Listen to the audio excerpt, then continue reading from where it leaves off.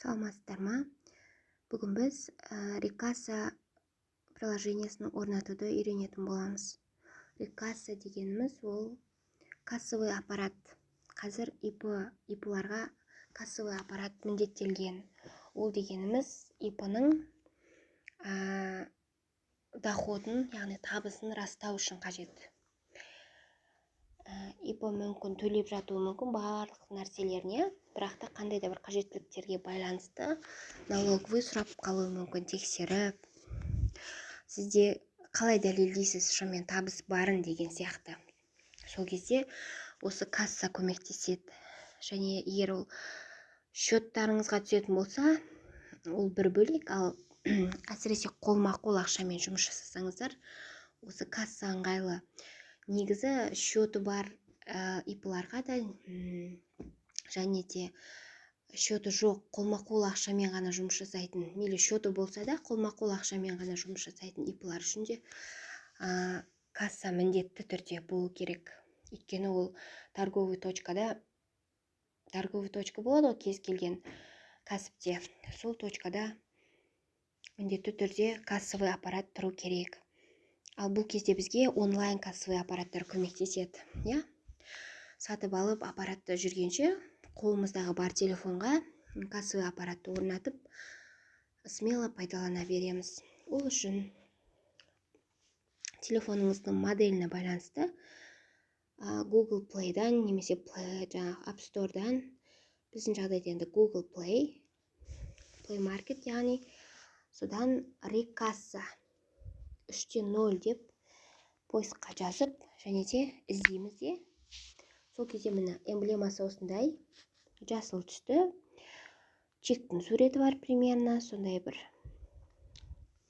осындай приложение пайда болады. И Рикаса кассовый аппарат то Камрун деп жазылып тұрады. Именно осыны таңдайсыздар, осы приложениені басып аласыздар. Установить менде қазір открыть деп тұр, өйткені менде ол әлде қашаннан бері біраз болды. Осы приложениені 3-4 жылдан бері мен қолданам. Сол үшін открыть деп тұр менде уже.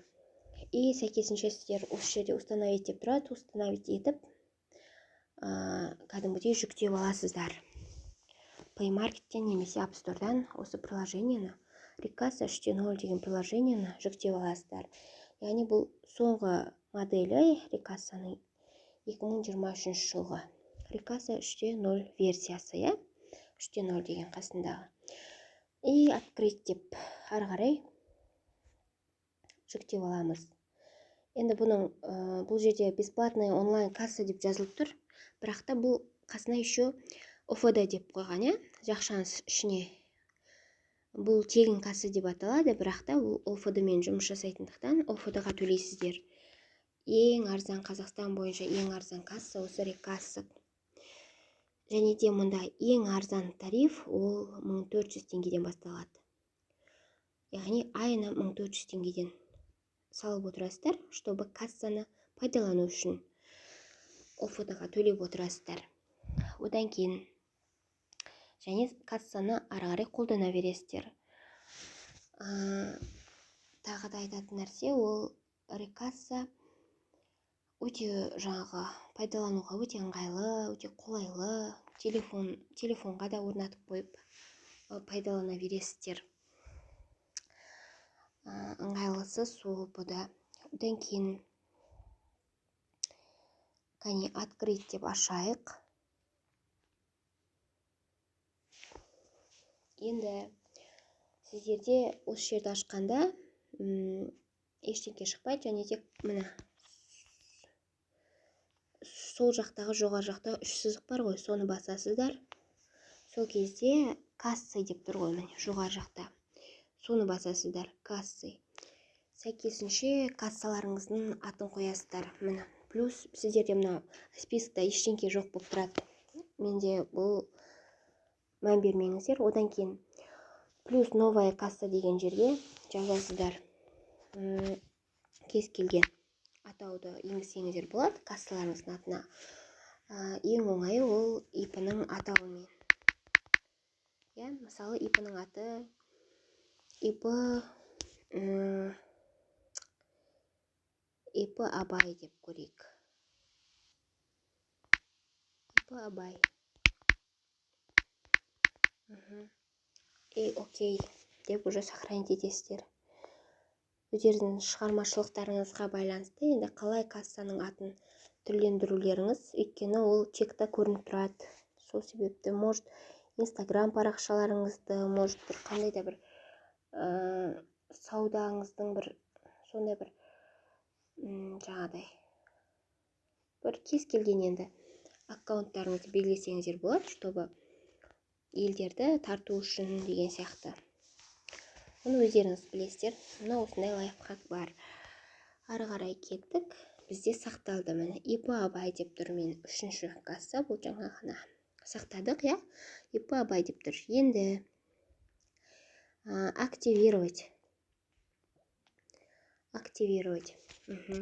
Сол кезде бізге осындай парақша пайда болады. Осындай бет. Бұл бетті сіздер осы кассовый аппаратты орнатып беретін кісіге жібересіздер. Осы бетті скриншот жасап бұлай. И кассовый аппаратты орнататын бухгалтерлеріңізге жібересіздер. Ол кісі өйткені неге налоговыйдың базасына тіркеп, бүкіл ИП-ның данныйларын және кассовый аппараттың данныйын қосып налоговыйдың базасына тіркейді. Тіркегеннен кейін ол 15 минуттан және де 3 жұмыс күні ішінде, 15 минуттан бастап 3 жұмыс күні ішінде касса орнатылады толығымен сіздің ипыңызға. Мүмкін 15 минуттың ішінде, мүмкін 1 сағатта, мүмкін 1 күннің ішінде деген сияқты ғой. В течение 3 дней. 15 минуттан бастап сол 3 жұмыс күні ішінде касса сіздің ипыңызға орнатылады және налоговыйдың базасынан көрінеді. Сол кезде сізге 2 номер жібереді бухгалтеріңіз. Мына жерде тұр ғой. ID және токен 2 номерді жібереді. И сол 2 номерді жібергеннен кейін барып сіз ол 2 номерді осы жерге толтырасыздар. Міне ID-ға жазасыздар және токенға жазасыздар. Сосын OFD-ны таңдайсыздар. OFD АО Транстелеком дегенді таңдайсыздар. Міне таңдадық. OFD АО Транстелеком. Ары қарай ID-ді жазыңыздар, токенді жазыңыздар делік. Енді придумайте четырехзначный пин-код, яғни кез келген өзіңізге оңай ұмытпайтындай 4 таңбалы цифрды жазасыздар және оны қайталап жазасыздар. Повторите пин-код деген жерге. Сонымен сіздің активировать деген кнопкаңызды басасыз, жасыл жанып тұрған астындағы. Сонымен сіздің кассаңыз толық орнатылады да, және де жұмыс жасауға дайын болып тұрады. Сонымен ары қарай жұмыс жасап кете бересіздер. Бұл осы пока осыны жасап қойсаңыздар, уже сіздің кассаңыз орнатылып тұрады. Енді келесі видеода мен түсіндіретін боламын, осы именно рекассаны қалай пайдаланамыз, қалай чек ұрамыз, қанша чек ұрамыз, қалай чек ұрамыз, қай кездері чек ұруға болады, және де қанша төлеу керек, қалай төлеу керек, жаңағы 1400 теңгені рекассаның услугасын қалай төлеу керек, соның бәрін үйрететін боламын. Және де ол қайда төлейміз оны деген сияқты бүкілін келесі видеоға сыйдыртып үйретіп қоятын боламын. Солай. Көңіл қойып тыңдағандарыңызға рахмет. Сұрақтарыңыз болса, комментке міндетті түрде қалдырыңыздар. Барлығына жауап беруге тырысамын. Одан кейін болды. Және де рекассаны орнатқаннан кейін ләжі болса бұл программаны удалить етіп тастамаңыздар, және де солай, удалить етіп тастамаңыздар главное, өйткені қайттан орнатуға тура келеді. Нені? Кассаңыздың аты бәрі шығып тұрады, бірақ та заводской номері именно жоқ болып тұрады. заводской номер именно осы парақшада тұр ғой, міне ЗНМ заводской номер. Осы номер ғой. Модель міне Рикаса 3.0 версиясы. Одан кейін шыққан жылы жазылып тұрады, яғни код выпуска 2023 деп. 2023-ті бастырыңыздар, именно өйткені 2022 уже жарамай қалады. Бұл жыл сайын өзі солай обновить етіліп тұрады бұл касса. Солай. Жақсы онда.